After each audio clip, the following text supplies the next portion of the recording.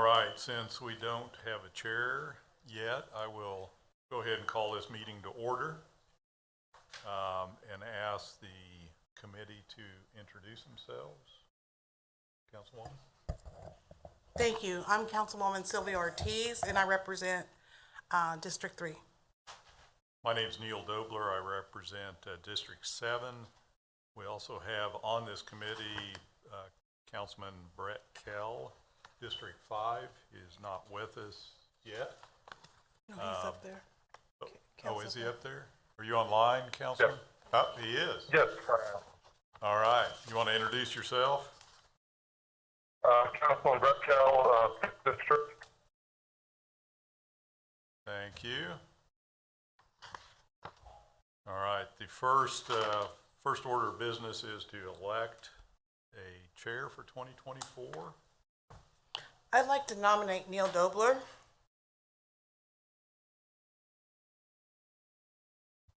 Second. All right. It's been moved and seconded. All those in favor say aye. Aye. Aye. Aye. Great. All right. Let's move on to item 3 then. Training for the committee on the grant process, and I'll recognize Carrie Higgins. Thank you, and I will actually hand it over to Brett Martin with United Way. He will cover that for us. Thank you. Good. Mr. Martin? Yes, Chair and committee members, thanks for the opportunity to share today. Welcome. I wanted to share some high-level information related to the Social Services Grants RFP that we have available to go out later this month. And so if I have, see if I have the ability here to share my screen, I will pull up this draft. Excuse me, pull up the, here we go, the final draft of the RFP. So this is updated from what you received in your packet. So I wanted to share this one. We're happy to send this out and to provide the additional information here. So these dollars, as you know, are a combination of CDBG dollars, so federal dollars, as well as general fund dollars from the city of Topeka. The RFP will be released on April 15th. We won't have a workshop until after that. That's a process improvement that happened 2 cycles ago, as requested by the Social Services Grants Committee, that we release the RFP and allow folks a little bit of time with that RFP before we go through the grant workshop. So the application is due on May 27th, and we'll talk a little bit about those details as we move through. Based on the information that we have, the amount available for investment through social services grants in the calendar year 2025 will be $492,000. I know it says something different in your piece. That was a draft that you had. So 492 is what we have here. If it's different than that, we'll make sure we get that changed.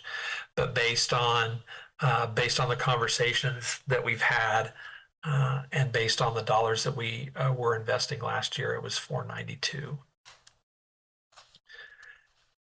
Looking for the 2 areas of investment for these grants, emergency aid and preventative, and there are descriptions here that provide the specific details for those applicants to ensure that they submit an application that is in line with the eligible activities outlined here. The request for proposal, again, issued the 15th, due on May 27th. The initial scoring will take place sometime that first week of June, And then the recommendations developed near the end of July, 1st of August, and to be approved by this committee in order to go before the governing body in August.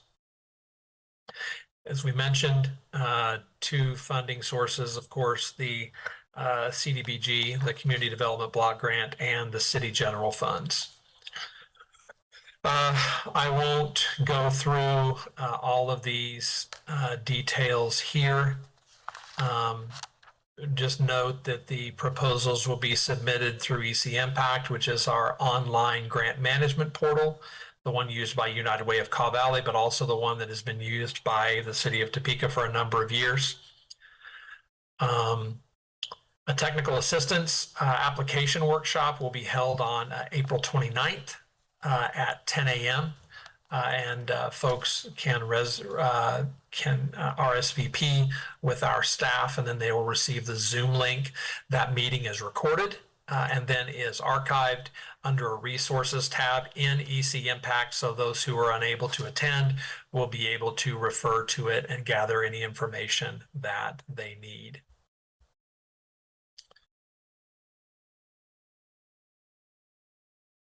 Let's see. That's what I want to say here. So we have just the funding priorities have not changed in a number of years. We have talked about minimum and maximum grant amounts, and those have all been approved by this body. And so I won't go into those, but there's the breakdown of the dollars from the general fund and then the anticipated dollars through the Community Development Block Grant, totaling around $492,000. Finally, there is a score sheet that is listed here. We have, over the past few years, worked with the committee to process improve on this score sheet based on feedback from applicants, but also just best practices in terms of grant making, and have made some good improvements here. The nice thing about having a score sheet as an applicant is that you know what you're writing for. So you know how you're going to be scored, and you know how it is that the grant reviewers are going to weight various responses to questions. This totals 100 points, and following the review process where we recruit reviewers that have met certain criteria based on, again, the recommendations of this body, we gather those individuals together, and they bring their individual scores, and through a facilitated process, they come to agree on a single score for each one of these sections for each application. So we usually meet from anywhere from 5 to 8 hours and go through each application, and the reviewers agree upon scores for each of these sections. And then those scores, of course, are tabulated. And once those scores are figured, then those scores are multiplied by the request from the applicant, and then those dollars begin to be subtracted from the $492,000 until we get to the end. And then usually that one that is on the bottom typically doesn't get the percentage of their request. They usually get the remainder. And so that's the scoring process, and that's the grant award process. Those are then brought to this body, and the applicants are notified. They're given an opportunity to appeal, and then they must sign up for that appeal. They can either appeal in person or they can do it via Zoom, as we're doing in this meeting here. The committee hears those appeals and either makes a decision to change scores or to keep those scores the same. If there's any changes in figures, those are made, and then we present a final set of scores and grant awards to this body for their approval. Again, that's the deadline of around August 1st, so that those can go before the governing body to be recommended to them as part of the larger budget. That's a high-level overview of the social services grants process and RFP. At this time, I'll entertain any questions that you might have. I don't have any questions, but I do have a comment. United Way did a very good job last year, Brett. We worked through all that. We got a little bit more money put in the budget. We worked on the scoring sheet, so all this is new, but I just wanted the new members that weren't on this committee to know that we worked on all of this at the end of 2023, and it looks very, very good. And we do have that figure of 492,000. So that was in our packet. Just wanted you to know that. So everything looks very good, very outlined. I don't see anything I could appreciate, even if they have questions or they need one-on-one help. So technical assistance is what you called it. So this looks awesome. Awesome. Thank you. Thank you. Councilman Kell, do you have any questions? No, kind of reiterate what the councilwoman said. Done a great job. Had a little snafu last year, but we were able to iron that out and get everything taken care of there. So I believe that they've done a great job on getting this set up for us. Thank you. I guess I just have one question. Brett, talk a little bit about how you review the outcomes for prior years, and maybe this is for Carrie as well. I know looks like it counts for 20 points in here. How confident are you that the metrics that are set up allow you to really analyze how well they did with the money in the previous year?